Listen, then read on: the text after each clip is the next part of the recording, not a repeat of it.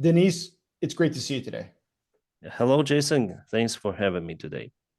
Dennis, it seems that a lot of the news coming out of Kursk Oblast, Russia, where Ukraine is currently occupying territory, has been negative recently.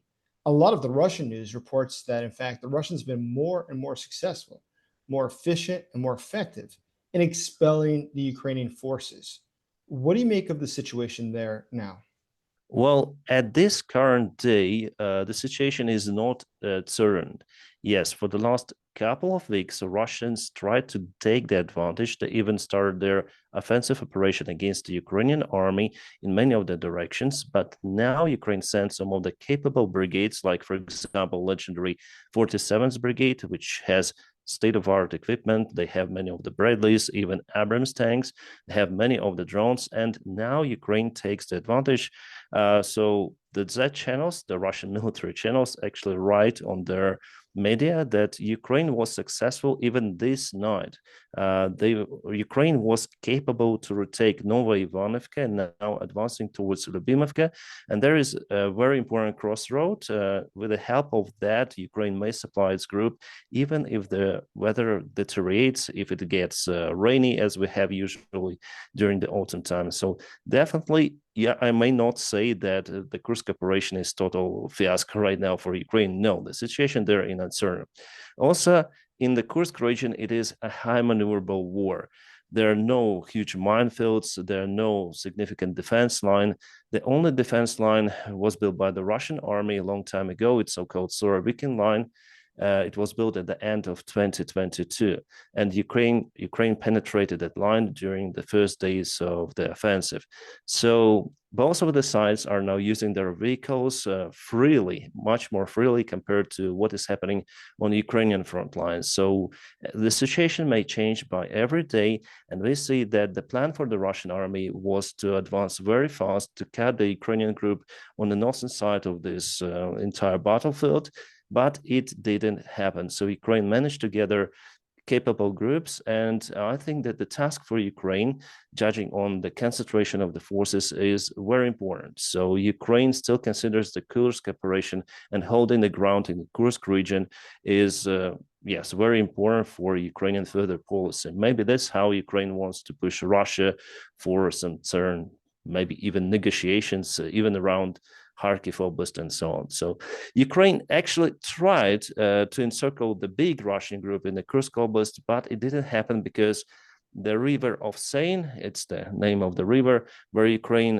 blown up all of the bridges, while still Russians, after all, managed to put their pontoon bridges to send the reinforcements. So it didn't help a lot. We see that it was the task for Ukrainian military command, judging on the military map. But now Ukraine is still able to counterattack. And for now, the situation, I would say, in the Kursk is uncertain. Even though Russians are mainly saying that they took advantage, they're still trying to do it. And in this context, we also heard that some of the North Korean soldiers are not going to be sent to Ukrainian front lines, but rather than to Kursk, because Russia wants, after all, to take the advantage there. So that's a good question. What do you make of the North Koreans? Some people say that the North Mm. Koreans that are coming to help the Russians are simply technical advisors, trying to help with missile systems that were provided by North Korea.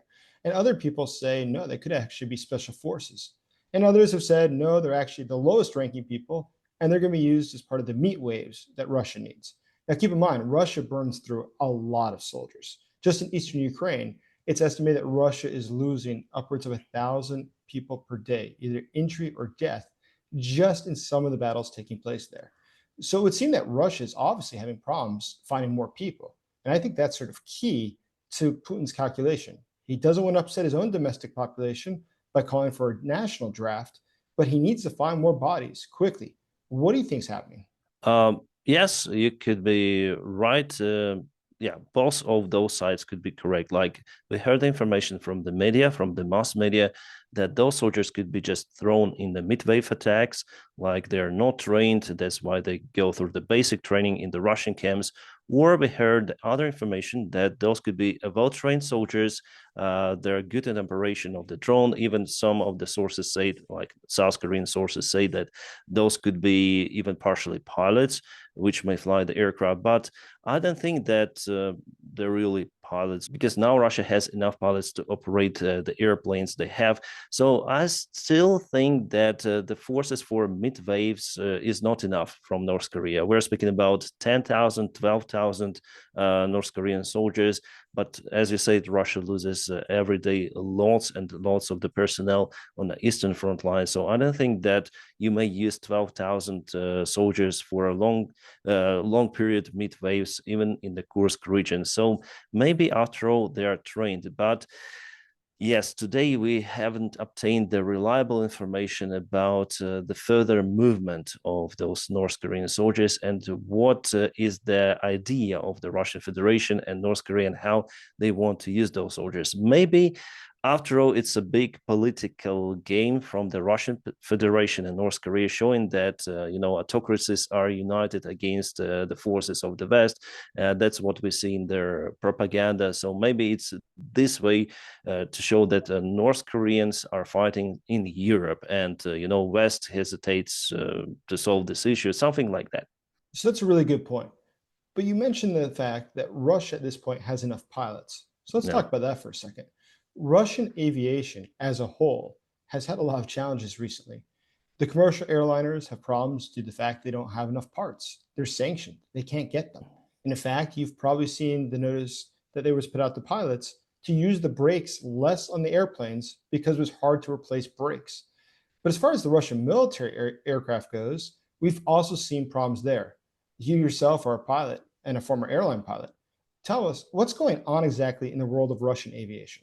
Well, still the expectations didn't fit with reality. Russians' commercial aircraft are still flying, mainly because they smartly cannibalized their aircraft fleet. So they ground the aircraft for the spare parts, and they continue to do so. But flying in the Russian airlines is definitely unsafe for now. And we see more and more aviation accidents coming, not just with the Western-made aircraft, but also with the aircraft made out of the Western parts, like, for example, Sukhoi Superjet, SSJ-100. There was the serious accident with the airplane loss some months ago.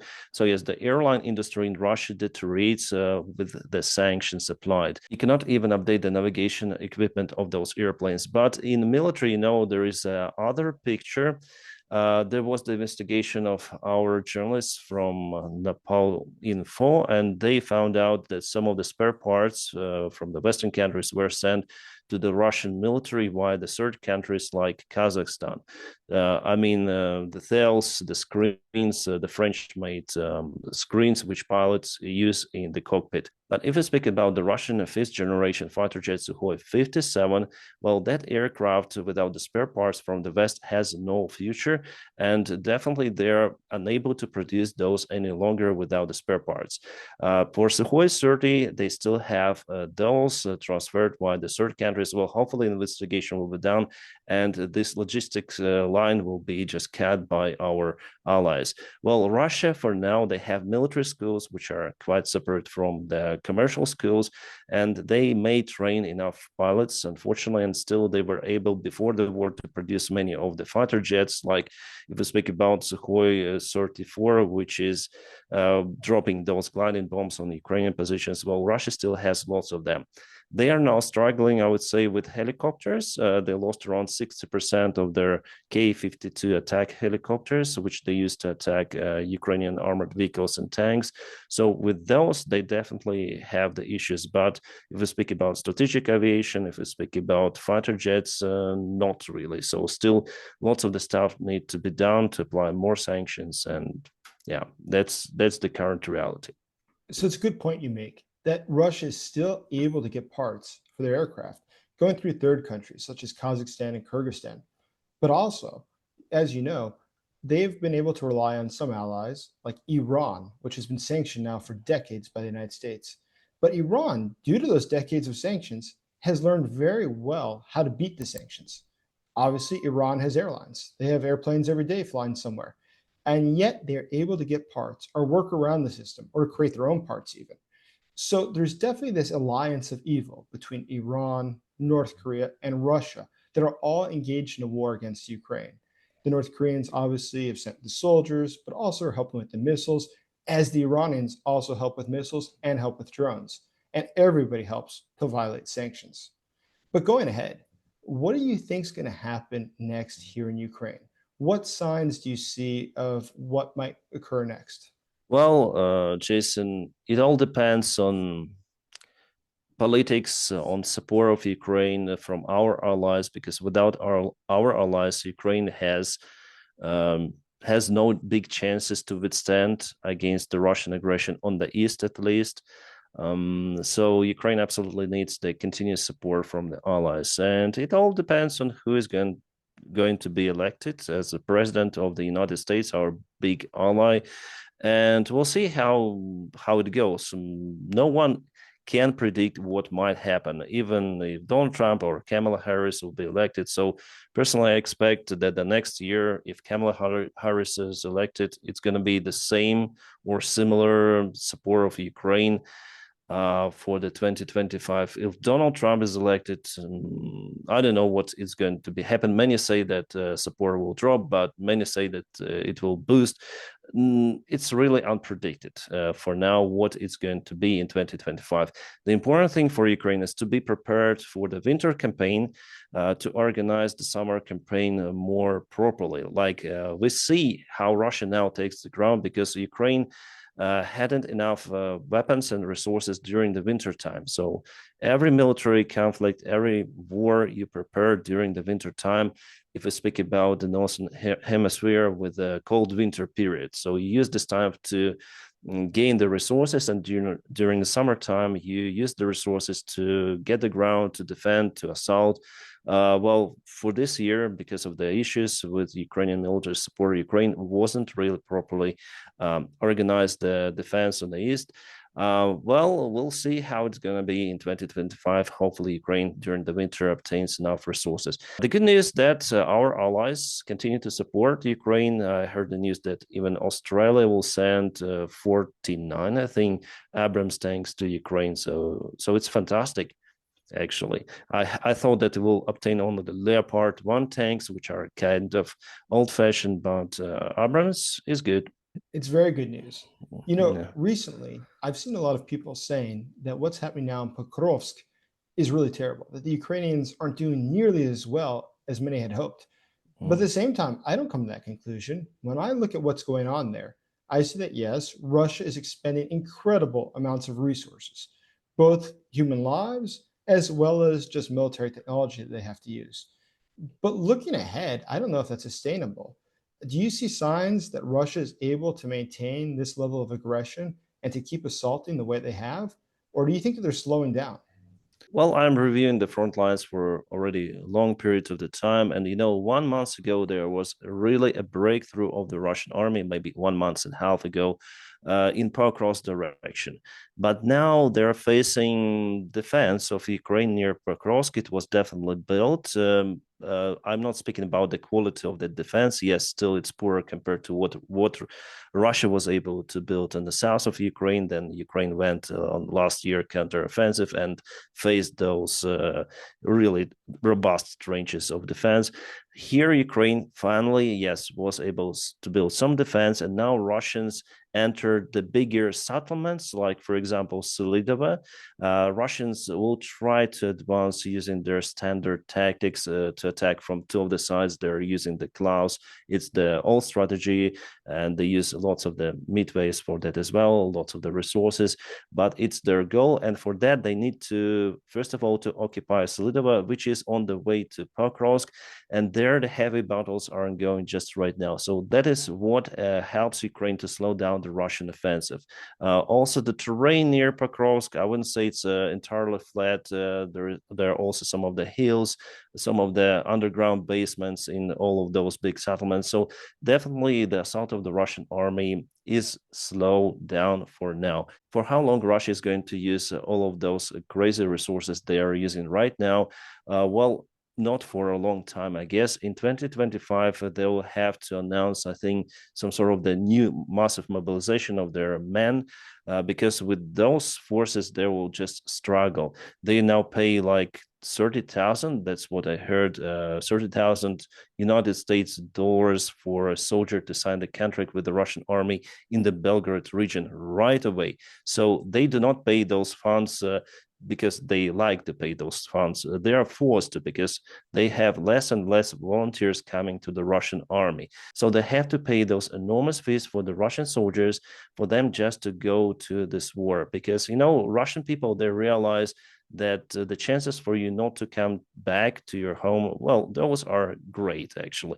So they usually go there. Well, they have different reasons to go to the Russian army, but the first one is to get some sort of the funds for their families, because outside Moscow, outside St. Petersburg and the big cities, Russians live in poverty. So Russian regime uses this tool to encourage their people to fight in Ukraine, providing them with lots of the money.